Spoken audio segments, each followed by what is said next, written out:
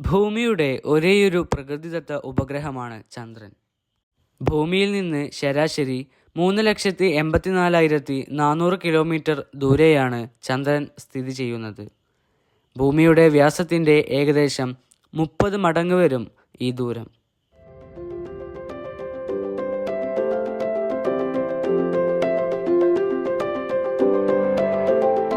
ഭൂമിയെ അപേക്ഷിച്ച് ചന്ദ്രൻ്റെ വലിപ്പം വളരെ കുറവാണ്.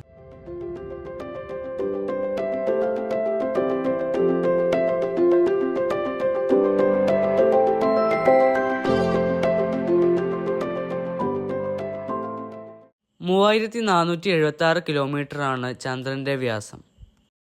അതിനാൽ തന്നെ ചന്ദ്രൻ്റെ ഉപരിതല വിസ്തീർണം ഭൂമിയുടേതിൻ്റെ 10-1 കുറവാണ്. ഇത് ഭൂമിയുടെ വ്യാസത്തിൽ 4-1 അല്പം കൂടുതലാണ്. സൗരയൂഥത്തിലെ 8 ഗ്രഹങ്ങളുടെ സ്വാഭാവിക ഉപഗ്രഹങ്ങളിൽ വലിപ്പം കൊണ്ട് ചന്ദ്രൻ 5-ാം സ്ഥാനത്താണ്. ഭൂമിക്ക് പുറത്ത് മനുഷ്യൻ ചെന്നെത്തിയിട്ടുള്ള ഒരേയൊരു ശൂന്യാകാശ ഗോളമാണ് ചന്ദ്രൻ. ദൂരദർശിനിയുടെ കണ്ടുപിടുത്തത്തിന് മുമ്പ് തന്നെ കൂടുതൽ ആളുകൾ ചന്ദ്രൻ ഒരു ഗോളവസ്തുവാണെന്ന തിരിച്ചറിവ് നേടിത്തുടങ്ങി. എന്നിരുന്നാലും അത്യന്തം മിനുസമേറിയ ഒരു ഗോളമാണെന്ന ധാരണയായിരുന്നു അതിൽ അധികം പേർക്കും. ഗലീലിയോ ടെലിസ്കോപ്പ് കണ്ടുപിടിച്ചതോടെ വലിയൊരു മാറ്റമാണ് ഈ മേഖലയിലുണ്ടായത്. 1609 ഗലീലിയോ തൻ്റെ സിദേറിയസ് ന്യൂൻഷ്യസ് എന്ന പുസ്തകത്തിൽ ചന്ദ്രൻ മിനുസമാർന്ന ഒരു ഗോളമല്ല എന്നും മറിച്ച് പർവ്വതങ്ങളും ഗർത്തങ്ങളും നിറഞ്ഞതാണെന്നും പ്രസ്താവിച്ചു. ചിഹ്നഗ്രഹങ്ങൾ, ധൂമകേതുക്കൾ, ഉൽക്കകൾ എന്നിവയുടെ പതനം മൂലമുണ്ടായ ഗർത്തങ്ങളാൽ നിറഞ്ഞതാണ് ചന്ദ്രോപരിതലം. ഒരു ദൂരദർശിനി വഴി ഭൂമിയിൽ നിന്ന് നോക്കുമ്പോൾ 1 കിലോമീറ്ററെങ്കിലും വ്യാസമുള്ള 30,000-ലധികം ഗർത്തങ്ങൾ ചന്ദ്രനിൽ കാണാവുന്നതാണ്. ക്രസ്റ്റ്, മാന്റിൽ, കോർ എന്നിങ്ങനെ 3 ഭാഗങ്ങളാണ് ചന്ദ്രൻ്റെ ആന്തരഘടനയിലുള്ളത്. വളരെ കാലമായി ഒരുപാട് ഉൽക്കാശകലങ്ങളും വാൽനക്ഷത്രങ്ങളും ചന്ദ്രനിൽ പതിക്കുകയുണ്ടായിട്ടുണ്ട്. ഇവയിൽ ചിലതിലെല്ലാം വെള്ളത്തിൻ്റെ അംശങ്ങളും ഉണ്ടായിരുന്നു. മൊത്തം ഒരു ഘന-കിലോമീറ്ററോളം ജലം ചന്ദ്രനിലുണ്ടെന്ന് കണക്കാക്കപ്പെട്ടു. ചന്ദ്രോപരിതലത്തിൽ ധാരാളം ജലഹിമവും ഉണ്ടെന്ന് തെളിഞ്ഞു. ധ്രുവപ്രദേശങ്ങളിലെ സൂര്യപ്രകാശമെത്താത്ത ഗർത്തങ്ങളിലാണ് മഞ്ഞിൻ്റെ സാന്നിധ്യം കണ്ടെത്തിയത്. ചന്ദ്രൻ ഭൂമിയെ ഒരു തവണ പൂർണ്ണമായി വലം വെക്കാൻ ഏകദേശം 27.3 ദിവസം എടുക്കുന്നു. ശീതസമരകാലത്ത് അമേരിക്കൻ ഐക്യനാടുകളിലും സോവിയറ്റ് യൂണിയനിലും ഉണ്ടായ ബഹിരാകാശ യാത്രാ മത്സരം ചന്ദ്രനെക്കുറിച്ചുള്ള വിശദമായ പഠനത്തിന് ആക്കം കൂട്ടി.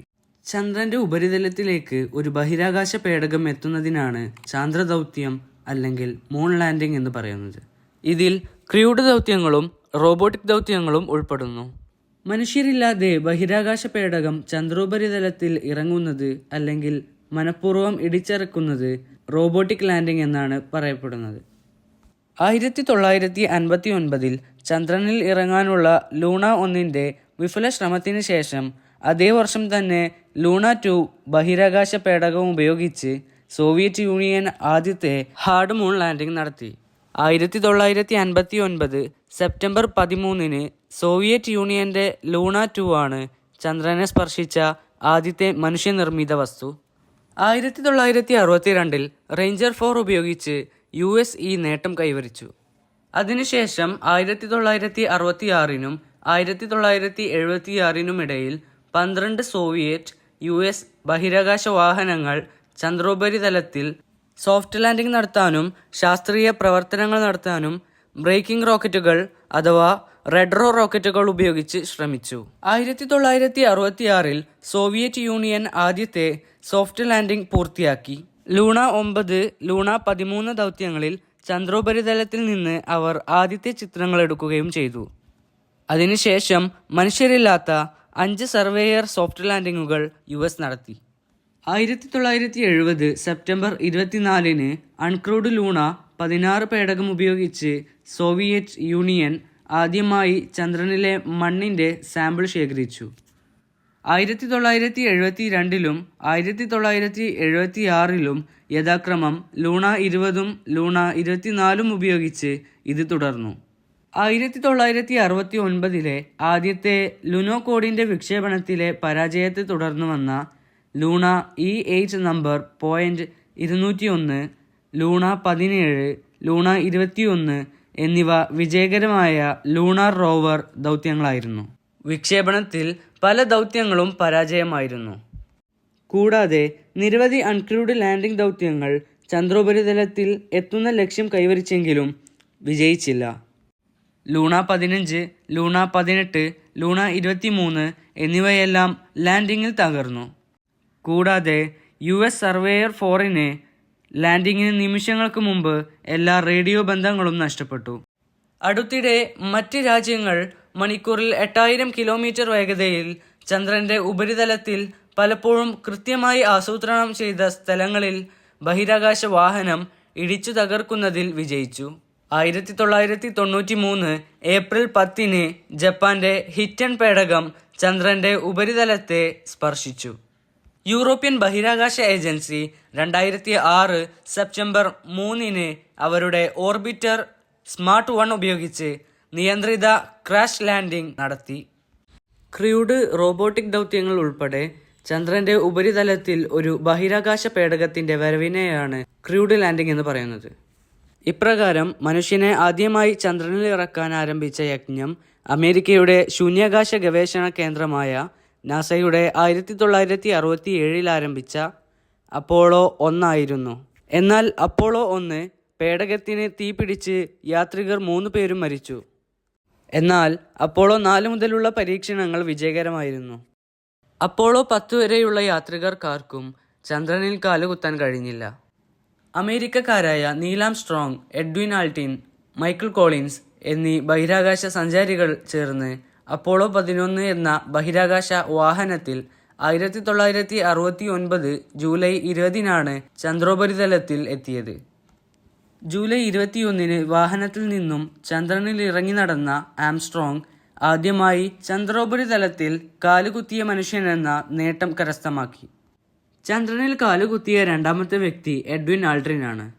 മൈക്കിൾ കോളിൻസ് അവരുടെ ഈഗിൾ എന്ന വാഹനം നിയന്ത്രിക്കുകയായിരുന്നു.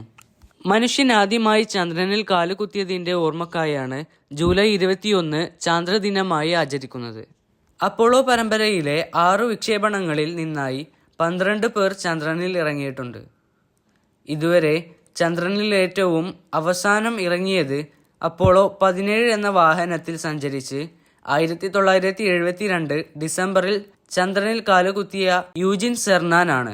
അപ്പോളോ ദൗത്യങ്ങളുടെ ഭാഗമായി ഭൂകമ്പ മാപിനികളും റിഫ്ലക്റ്റീവ് പ്രിസങ്ങളും ഉൾപ്പെടെ പല ശാസ്ത്രീയ ഉപകരണങ്ങളും ചന്ദ്രനിൽ സ്ഥാപിച്ചിട്ടുണ്ട്. അതിൽ പലതും ഇന്നും പ്രവർത്തനനിരതമാണ്. ചാന്ദ്ര പര്യവേക്ഷണത്തിൽ ഇന്ത്യയുടെ പങ്ക് എന്താണെന്ന് നമുക്ക് നോക്കിയാലോ. 2008 ഒക്ടോബറിലാണ് ഇന്ത്യയുടെ ആദ്യ ചാന്ദ്ര ദൗത്യമായ ചാന്ദ്രയാൻ 1 ചന്ദ്രോപരിതലത്തെക്കുറിച്ച് പഠിക്കാനും ജലത്തിൻ്റെ തെളിവുകൾ തേടാനും ലക്ഷ്യമിട്ട് വിക്ഷേപിച്ചത്. ചന്ദ്രനിലെ ജലതന്മാത്രകളുടെ സാന്നിധ്യം കണ്ടെത്തിയ ഇന്ത്യൻ ബഹിരാകാശ ഗവേഷണ സ്ഥാപനത്തിന് അഥവാ ISROക്ക് ഈ ദൗത്യം വലിയ വിജയമായിരുന്നു. ചാന്ദ്രയാൻ 1-ന്റെ വിജയം മറ്റ് നിരവധി ചാന്ദ്ര ദൗത്യങ്ങൾ വിക്ഷേപിക്കാൻ ISROയെ പ്രചോദിപ്പിച്ചു. പ്രത്യേകിച്ച് 2019 ജൂലൈയിൽ വിക്ഷേപിച്ച ചാന്ദ്രയാൻ 2. നിർഭാഗ്യവശാൽ ചാന്ദ്രയാൻ 2 പരാജയമായിരുന്നു. എന്നിരുന്നാലും ഉപരിതലത്തെയും അന്തരീക്ഷത്തെയും കുറിച്ചുള്ള ധാരാളം വിവരങ്ങൾ ശേഖരിക്കാൻ ഓർബിറ്ററിന് കഴിഞ്ഞതിനാൽ ദൗത്യം വിജയകരമായി കണക്കാക്കപ്പെട്ടു. ചാന്ദ്രയാൻ 3 ISRO വികസിപ്പിച്ച ചാന്ദ്ര പര്യവേക്ഷണ ദൗത്യങ്ങളുടെ ഒരു പരമ്പരയായ ചാന്ദ്രയാൻ പ്രോഗ്രാമിലെ 3ാമത്തെ ദൗത്യമാണ്. ദൗത്യത്തിൽ ഒരു വിക്രം ചാന്ദ്ര ലാൻഡറും ഒരു പ്രഗ്യാൻ ചാന്ദ്ര റോവറും ഉൾപ്പെടുന്നു. 2023 ജൂലൈ 14-ന് സതീഷ് ധവാൻ ബഹിരാകാശ കേന്ദ്രത്തിൽ നിന്ന് ചാന്ദ്രയാൻ 3 വിക്ഷേപിച്ചു. ഓഗസ്റ്റ് 5-ന് ബഹിരാകാശ പേടകം ചന്ദ്രന്റെ ഭ്രമണപഥത്തിൽ പ്രവേശിച്ചു. 2023 ആഗസ്റ്റ് 23 വൈകുന്നേരം 6:04-ന് ചന്ദ്രയാൻ 3 വിജയകരമായി ചന്ദ്രനിൽ ഇറങ്ങി. ചന്ദ്രപര്യവേക്ഷണ ശ്രമങ്ങൾ അതിമോഹമായ പദ്ധതികളോടെ രൂപം പ്രാപിക്കുന്നത് തുടരുമ്പോൾ ഈ ആഗോള ആഘോഷം ഭൂതകാല വിജയത്തിൻ്റെ ഓർമ്മപ്പെടുത്തൽ മാത്രമല്ല, ഭാവി ശ്രമങ്ങളുടെ വാർഷിക സാക്ഷ്യമായി വർത്തിക്കും.